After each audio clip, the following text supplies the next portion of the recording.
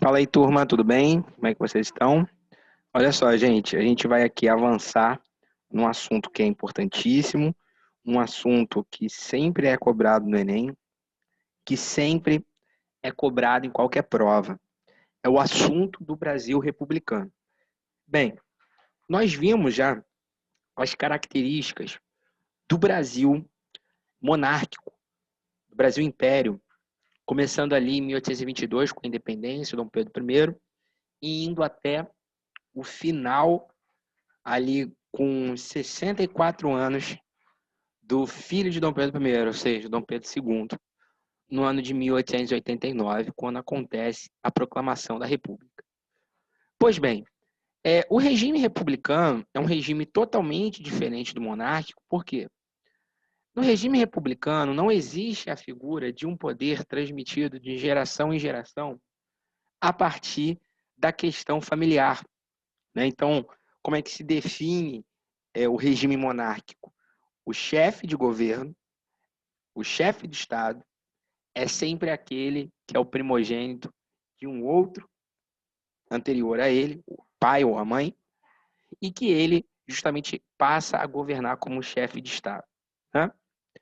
É interessante a gente observar que a família real teve um papel fundamental na história do Brasil, desde a independência, com a permanência da unidade política, com o modo de governo.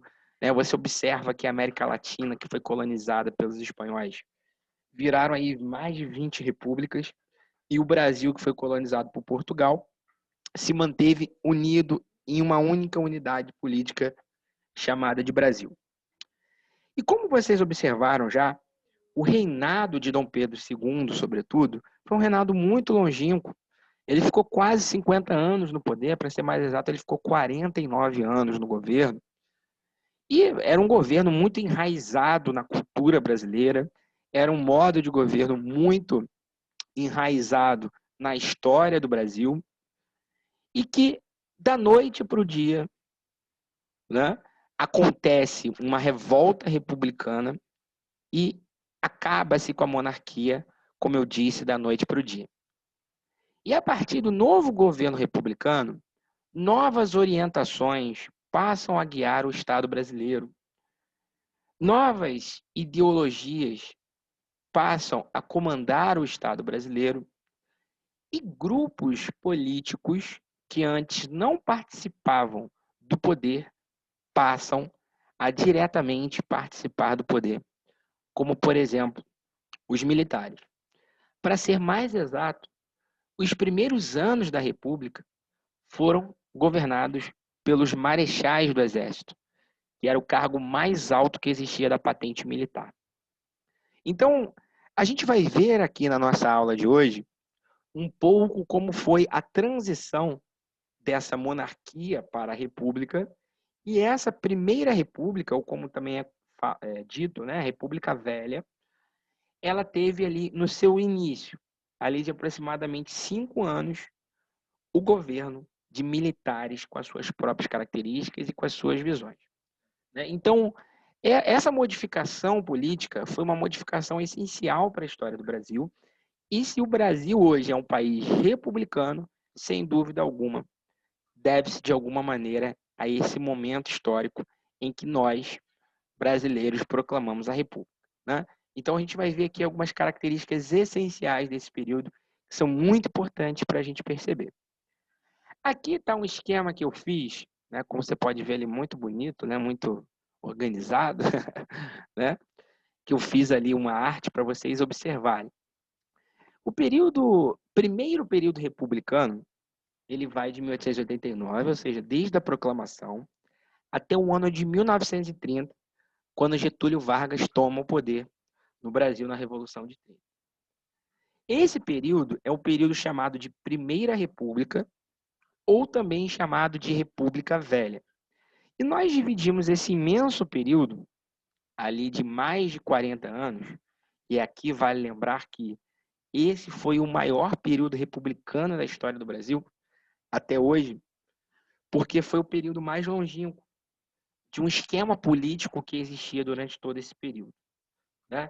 Então, a gente pode ver que, a partir da proclamação da República, nós tivemos, sem dúvida alguma, ao longo do século XX, um enorme histórico de instabilidade política, de troca, de rupturas grosseiras, né, de rupturas ali políticas feitas à base, por exemplo, de uma tomada à força do poder, ou então de algum tipo de poder, né, feito à força por esses governantes ao longo da história republicana.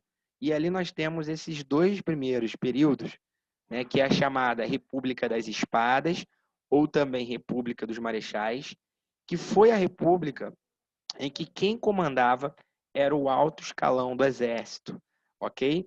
E o segundo período, de 1894 até 1930, que nós vamos ver na nossa próxima aula, foi o período em que houve a República chamada do Café com Leite. O que foi a República do Café com Leite? Foi o período em que os civis passaram a comandar a República.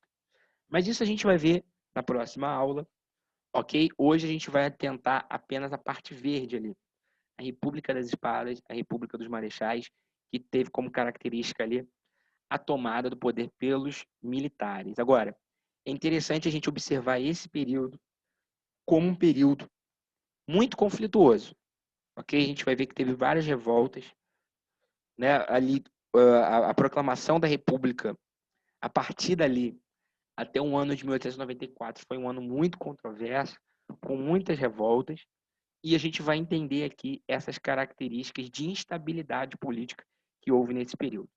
Pois bem, a monarquia era um regime político afincado na história do Brasil, de alguma maneira até hoje, né? Por exemplo, quando a gente fala que o cara aqui no Brasil ele é muito bom, a gente fala que ele é o rei daquilo lá, né? Então, por exemplo, futebol, o rei do futebol, Pelé, né? O rei da música brasileira, o pessoal fala Roberto Carlos. Ou seja, você vê que a mentalidade ainda do brasileiro tem essa raiz monárquica, né, de um certo saudosismo do período monárquico, porque, afinal de contas, foi um período político que se governou por mais de 70 anos, né, que ficou muita cultura na nossa raiz, né, histórica, e isso diz muita coisa. Só que, após a Guerra do Paraguai, alguma série de questões foram acontecendo no Brasil que fizeram a monarquia se desgastar com a sociedade civil. Então, a monarquia, o governo de Dom Pedro II, entrou em desgaste com alguns setores muito importantes, para não dizer os principais dessa sociedade monárquica, né? A primeira delas foi a chamada questão religiosa, que foi quando uma encíclica papal obrigou a que todos os padres, bispos, arcebispos de toda a Igreja Católica que fossem maçons seriam expulsos, ou seja, o Papa estava dizendo o seguinte: não é possível ser católico e maçom ao mesmo tempo. Só que Dom Pedro II, ele era um cara da maçonaria, e aqui no Brasil, como ele era um poder imperial, ele tinha o poder de nomear e retirar bispos e arcebispos. Então, houve uma confusão. De um lado, o chefe da Igreja Católica querendo a expulsão de bispos, maçons, e de outro, Dom Pedro II querendo proteger esses párocos maçons. E isso gerou um desgaste da Igreja Católica com o regime monárquico. Ok? A segunda questão, e aqui essa vai ser uma das principais, o governo se mete em confusão com os militares.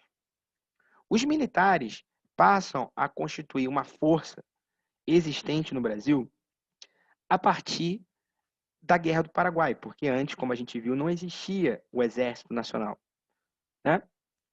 E a partir da proclamação, a partir da Guerra do Paraguai, o Exército passa a existir e passa a ter uma bandeira política, ou seja, o Exército, que é uma organização do Estado, passa a ter um pensamento próprio, com uma ideologia particular, que, de alguma maneira, se opõem ao regime monárquico.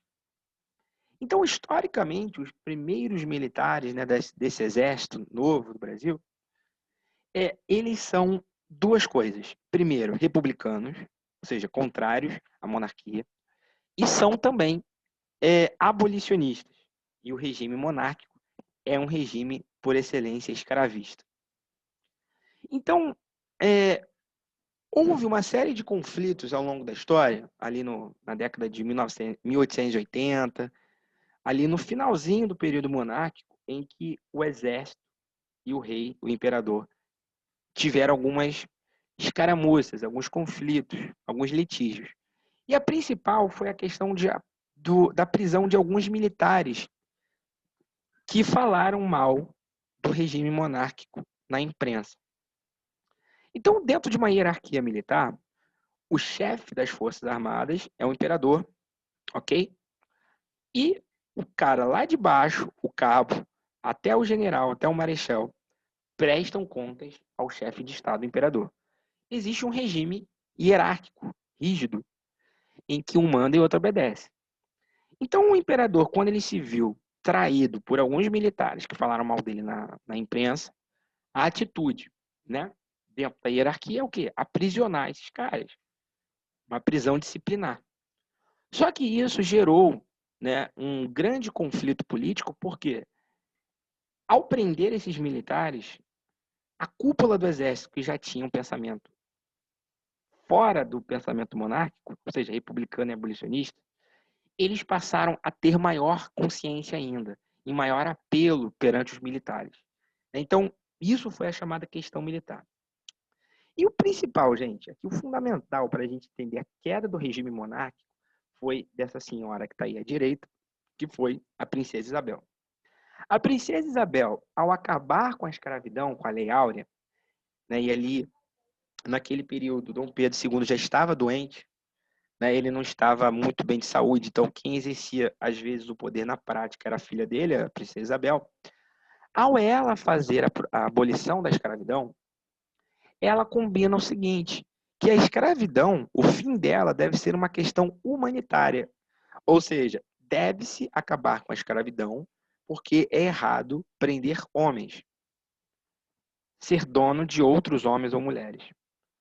E quando ela acaba com a escravidão, ela acaba sem indenizar os senhores de escravos. Então, os senhores de escravos, que eram os barões do café, sobretudo na Baixada Fluminense, aqui no Rio de Janeiro, que eles enxergavam que eles haviam gastado dinheiro na compra de escravos e o governo acaba com a escravidão e o governo não indeniza eles, eles ficam indignados com o regime monárquico e passam a aderir à primeira causa que eles veem na frente, que é a causa republicana.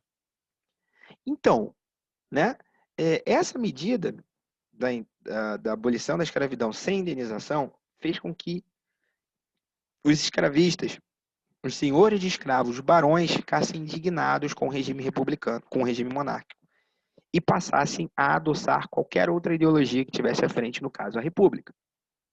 Então é interessante a gente observar que a escravidão ela foi extinta no dia 13 de maio de 1888 e a república foi proclamada no dia 15 de novembro de 89, ou seja, um ano depois acabou, com o fim da escravidão, teve o fim da monarquia. Né?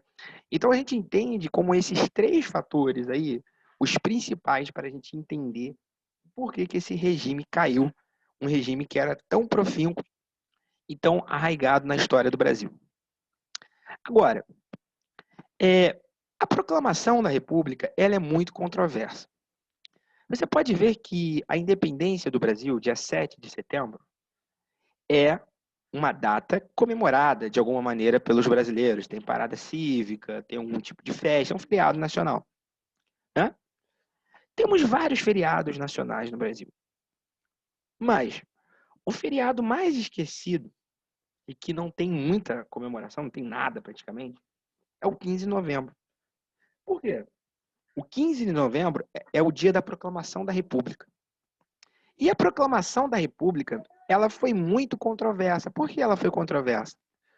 Porque foi uma proclamação de cima para baixo, ou seja, quando a gente fala em proclamação da República na França, como vocês já viram a Revolução Francesa, foi o povo de Paris indo às ruas, quebrando tudo e pegando o rei pelo pescoço e colocando na cadeia.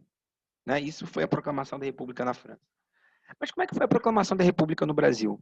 Foi um punhado de militares insuflados, né, por alguns grupos republicanos que falaram, ó, toma o poder agora, senão vocês vão ser presos. Né? O imperador está prendendo um monte de militares, se vocês não tomarem o poder agora, vocês vão ser presos. E simplesmente esses militares, comandados ali pelo Marechal Deodoro, um velho herói de guerra da Guerra do Paraguai, saiu do quartel de São Cristóvão marchando até o centro, a central do Brasil, onde ficava ali o prédio do gabinete militar, né, do gabinete da guerra, que era chefiado pelo Visconde de Ouro Preto. Resultado, os militares foram lá, ameaçaram, o Visconde de Ouro Preto teve que sair, renunciou, e os militares proclamam a República no dia 15 de novembro de 1889. Então, ou seja, a proclamação da República não foi uma festa, a proclamação da República não foi consciente, a proclamação da República não teve a participação nem mesmo dos cariocas, né, que aconteceram aqui, que aconteceu essa proclamação aqui na cidade, né? Então, ou seja, foi uma data muito controversa porque não teve uma participação, uma adesão popular a essa modificação política, né? Então, é muito interessante a gente observar essa proclamação da República, essa mudança política no Brasil, como sendo muito contraditória. Ou seja, se República é o poder do povo, e o povo não participou disso, né? E para piorar ainda a situação, vamos dizer assim, os dois principais grupos republicanos que existiam naquele período eram os grupos dos militares e os grupos dos partidos republicanos regionais. Partido Republicano Regional, o que quer dizer isso? Partido Republicano Paulista, Partido Republicano Mineiro, Partido Republicano Fluminense, Partido Republicano Baiano, né? Ou seja, eram partidos locais, não havia um partido ainda nacional. Mas, tanto esses partidos republicanos quanto os militares tinham duas visões muito diferentes de governo.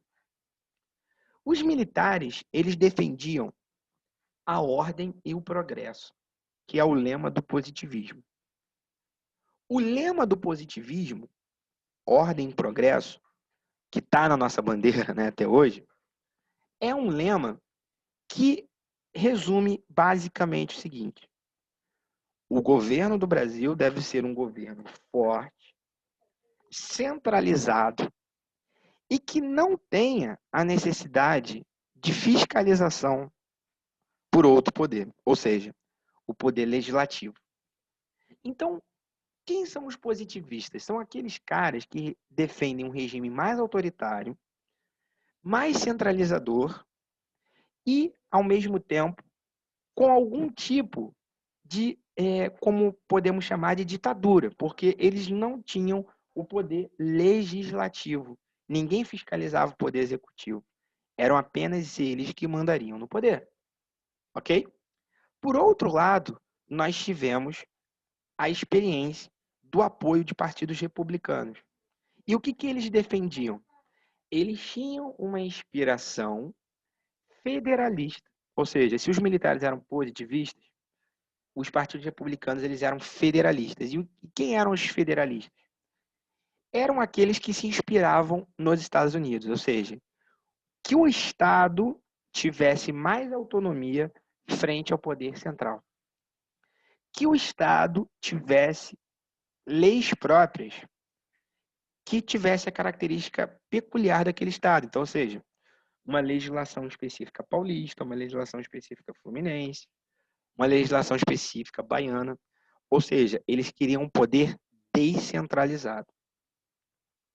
E, por outro lado, eles defendiam um poder legislativo forte, Senado e Câmara de Deputados. Para quê? Para poder dividir o poder com o presidente. Ou seja, você observa ali que tem dois grupos que são praticamente opostos.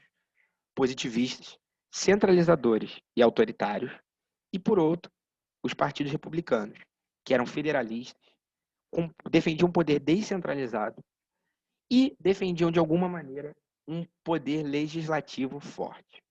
Então, a gente vai ver que uma das principais causas de conflito na República foi justamente essas duas visões de república opostas, os positivistas e os federalistas, os militares e os partidos republicanos.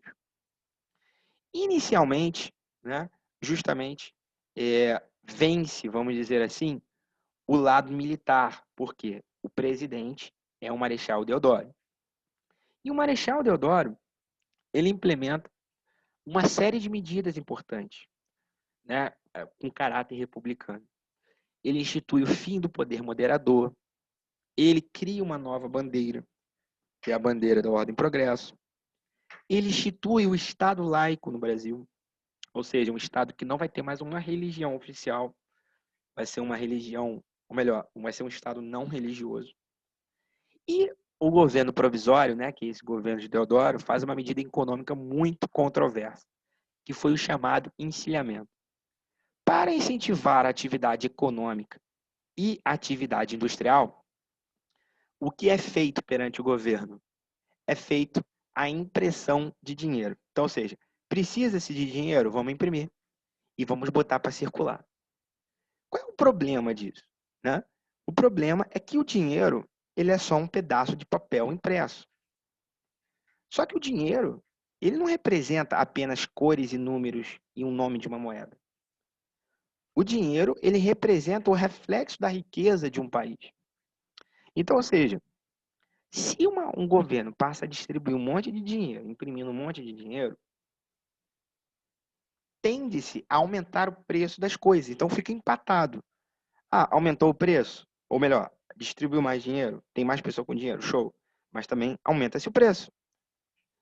Então fica proporcional. Então, se uma coisa, né, se uma pessoa ganha 10 reais e ela vai comprar uma coisa de 1, né, e aí ela tem um aumento de 10 vezes o salário, ou seja, vai para 100. Então, ela vai pagar também 10 reais. Vai ter um aumento de 1 para 10 do preço daquilo que ele vai comprar. Ou seja, a inflação ela acompanha justamente a circulação de moeda. Então, foi uma medida muito controversa porque a intenção foi boa. Gerar economia, ativar a indústria, gerar atividades comerciais. Só que, na verdade, o tiro saiu pela culatra porque foi muito mais. Aumentou a crise econômica, gerou inflação, gerou uma série de transtornos que, no fundo, foi muito pior do que ele não tivesse feito nada. Então, ou seja, uma medida já muito controversa tomada pelo governo militar de Marechal Deodoro. E foi durante esse governo que houve a Constituinte, ou seja, a escolha da Constituição do Brasil, e foi promulgada essa Constituição no dia 2 de fevereiro de 1891. Então, ela fica conhecida na história como Constituição de 1891. Muito importante você saber, porque é uma das bases jurídicas da República Brasileira. Fica instituído oficialmente o pensamento federalista, ou seja, o Brasil passa a se chamar Estados Unidos do Brasil. É uma nítida inspiração em referência aos Estados Unidos e que eles tinham o mesmo projeto, o quê? Fazer com que o Brasil tivesse maior descentralização política. Houve a oficialização do fim do poder moderador, que era o poder do imperador, e a divisão do poder executivo, legislativo e judiciário. Uma questão muito importante aqui é essa daqui que eu quero que vocês anotem aí na casa de vocês, que é justamente a questão do voto aberto e o voto exclusivo para alfabetizados. Então, ou seja, a República, que é um regime que presume a participação do povo, como eu já disse, para participar da cidadania, ou seja, votar e ser votado, o brasileiro precisaria ser alfabetizado. E ser alfabetizado em 1890 significava algo entre 2 a 3% da população. Sobretudo quando a gente pensa que só homens participavam desse processo político. Então, ou seja, excluía-se as mulheres, excluía-se os jovens abaixo de 21 anos, e só os homens alfabetizados que poderiam votar. Então, quem nesse Brasil votava? No geral, homens brancos, de classe média alta, dos grandes centros urbanos, ou os coronéis do interior do Brasil. Então, ou seja, era uma participação política que excluía boa parte da população brasileira. E essa Primeira República ela vai ter muito essa característica elitista, né? A característica de justamente poder participar dela somente os premiados, né? Só os figurões, só os ricos, só as pessoas que tinham alguma condição econômica de participar daquela situação política. Ok? Então, quando é promulgada a Constituição e o Marechal Deodoro vê que existe um Congresso forte que limita o poder dele, que justamente pode vetar medidas do presidente, que é um militar do maior cargo militar do Brasil, de marechal, justamente ele surta, né?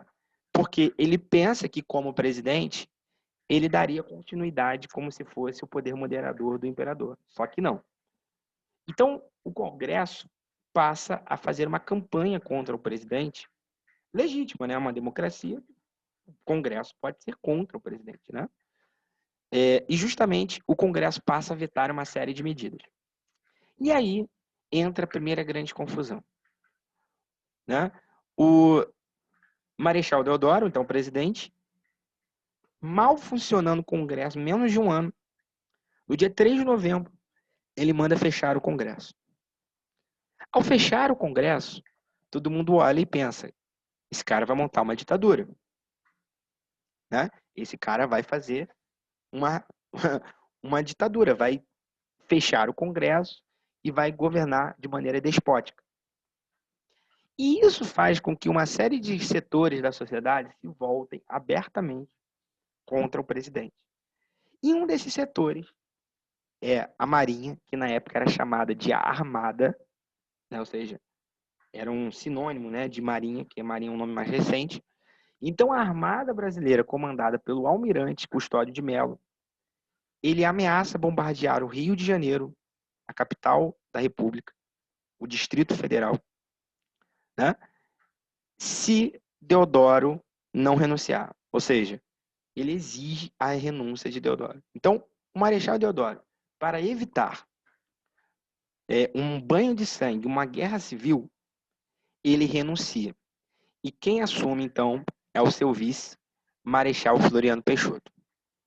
O Marechal Floriano, ele é diferente do seu, né, presidente titular, ele como vice, ele não arrega, né? Ele não cede para os marinheiros, ele não cede para a armada e resolve permanecer no poder à força, em estado de sítio, com o Congresso fechado.